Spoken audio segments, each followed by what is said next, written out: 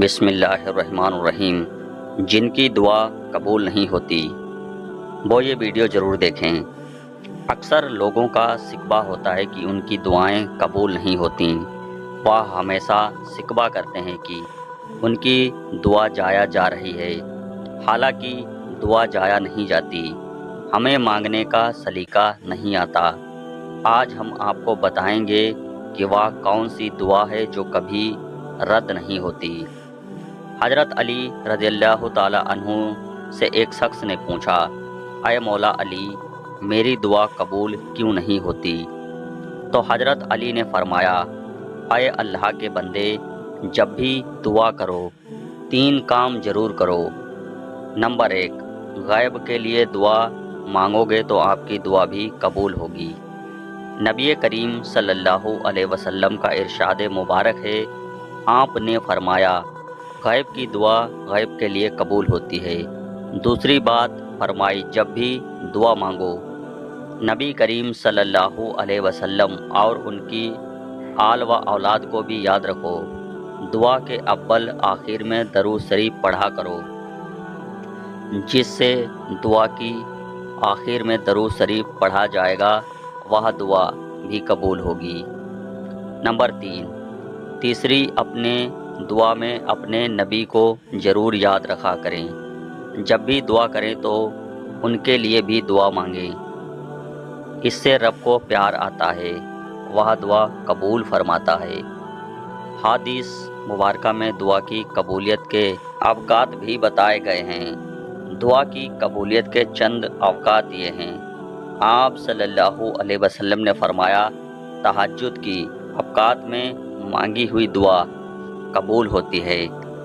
تہجد کا وقت رات کا آخری وقت ہے۔ اس وقت لوگ خواب غفلت میں ڈوبے ہوتے ہیں، کچھ لوگ گہری نیند میں مست ہوتے ہیں، کچھ تو اسی وقت ہی سونے کی تیاری کر رہے ہوتے ہیں اور آنکھیں نیند سے اوجھل ہوتی ہیں۔ اس وقت جب کوئی بندہ میٹھی نیند قربان کر کے اپنے رب کی بارگاہ میں کھڑا ہوتا ہے اور دعا مانگتا ہے، رب کے سامنے گڑ گڑاتا ہے اور فریاد کرتا ہے، تو حدیث کے مطابق اس کا رب اس کی دعا ضرور سنتا ہے اور بندے کی جائز تمناؤں کو پورا کرتا ہے۔ تہجد کی نماز لاڈلی نماز ہے۔ اس وقت جو دعا مانگی جائے وہ قبول ہوتی ہے۔ یہی وہ وقت ہوتا ہے اللہ تعالیٰ آسمانوں سے دنیا پر آ کر کہتا ہے کوئی مجھ سے مانگنے والا میں اسے عطا کروں، ہے کوئی رزق مانگنے والا میں اسے رزق عطا کروں، ہے کوئی مغفرت کا طالب میں اس کی مغفرت کروں۔ اس وقت جو جاگ رہے ہوتے ہیں، رب سے مانگ رہے ہوتے ہیں، ان کی مرادیں پوری ہو جاتی ہیں، اور جو سوئے ہوتے ہیں وہ شکوہ کرتے رہ جاتے ہیں کہ رب ہماری دعائیں نہیں سنتا۔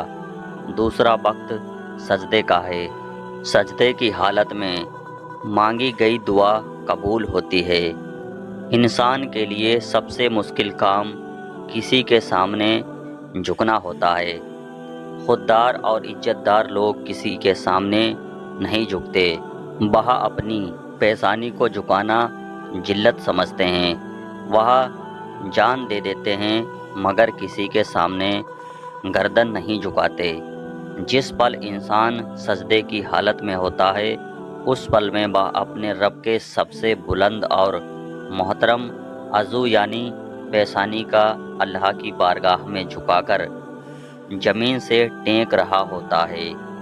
اللہ کو اپنے بندے کی یہ ادا، یہ عاجزی اتنی پسند آتی ہے کہ وہ اپنے بندے کی اس حالت میں مانگی گئی ہر دعا پوری کر دیتا ہے۔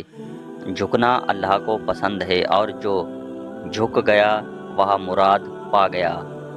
میرے پیارے دوستوں، یاد رکھیں کہ سجدے کی حالت میں صرف عربی میں ہی دعا مانگ سکتے ہیں، اس کے علاوہ سجدے میں کسی بھی زبان میں دعا مانگنا جائز نہیں ہے۔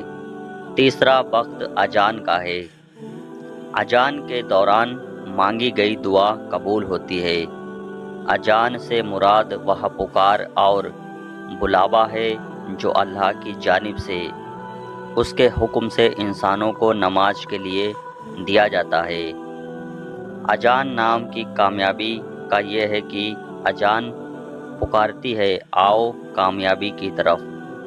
جب انسان اللہ کے اس بلاوے پر لبیک کہتا ہے اور اس کا جواب دیتا ہے تو اس وقت اللہ نہ صرف اس انسان کی دعا سنتا ہے بلکہ اسے پورا بھی کرتا ہے۔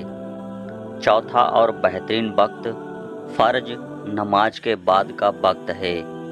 فرض نماز کے بعد جو دعا مانگی جاتی ہے وہ دعا ضرور پوری ہوتی ہے۔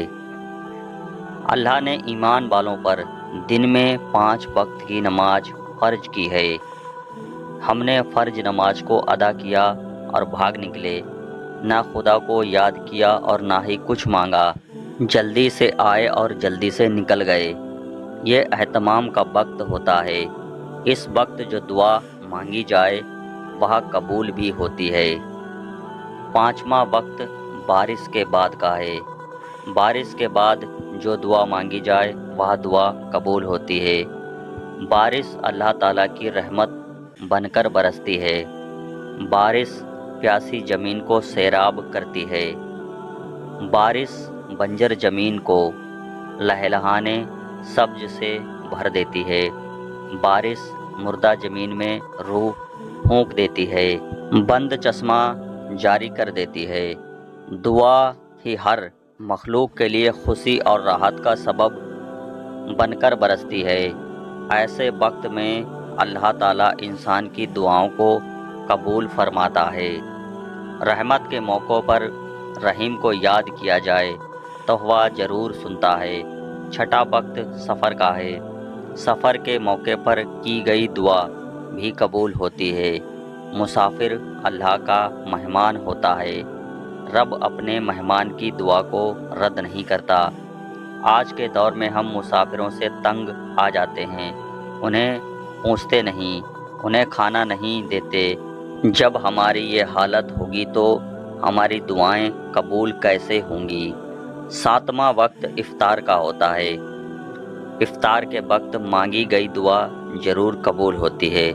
روزہ واحد عمل ہے جس کے بارے میں اللہ تعالیٰ نے فرمایا اس کا جزا میں خود دوں گا۔ روزہ میں انسان سارا دن بھوکا رہتا ہے، حلال چیز کو بھی نہیں کھاتا۔ جب افطار کے وقت رب سے وہ دعا مانگتا ہے تو اللہ تعالیٰ روزے دار کی تمام دعائیں قبول فرماتا ہے۔ ہمیں دعا مانگنی چاہیے، دعا جایا نہیں جاتی۔ ندامت اور عاجزی بھی ہونی چاہیے۔ عاجزی اللہ کو پسند ہے، رونے والی آنکھ بھی اللہ کو پسند ہے۔ ہم رو کر مانگیں گے تو اللہ ضرور ہماری دعائیں سنے گا۔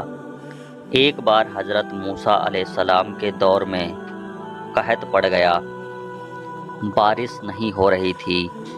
لوگوں نے حضرت موسیٰ علیہ السلام سے دعا کے لیے کہا تو آپ نماز استخارہ پڑھنے گئے۔ دعا مانگی تو رب کی طرف سے جواب آیا، اے موسیٰ تمہاری مجلس میں ایک ایسا شخص بیٹھا ہے جو میرا نافرمان ہے، وہ جب اس مجلس سے اٹھ نہیں جاتا تب تک بارش نہیں ہوگی۔ حضرت موسیٰ علیہ السلام نے رب کی یہ بات مجمع عام میں بتائی اور کہا جو خدا کا نافرمان ہے وہ اٹھ جائے تاکہ بارش ہو۔ کوئی نہیں اٹھا۔ دوسری بار کہا تب بھی کوئی نہیں اٹھا۔ تیسری بار کہا تب بھی کوئی نہیں اٹھا۔ یہ جو نافرمان شخص تھا اس نے رب سے ہونٹ ہلائے اور بغیر دل ہی دل میں مغفرت کی دعا مانگی اور رب نے معاف کر دیا۔ مجمع وہیں موجود تھا، کوئی بھی اٹھا نہیں اور بارش ہونے لگی۔ موسیٰ علیہ السلام نے رب سے پوچھا یہ کیا ماجرا ہے؟ تو اللہ تعالیٰ نے فرمایا، اے موسیٰ اس شخص نے مجھے راضی کر لیا، اس نے سچے دل سے معافی مانگی اور میں نے معاف کر دیا۔ اس کی دعا سن لی۔ پیارے دوستوں، ہمیں اللہ تعالیٰ سے سچے دل سے دعا کرنی چاہیے۔ دعا جایا نہیں جاتی،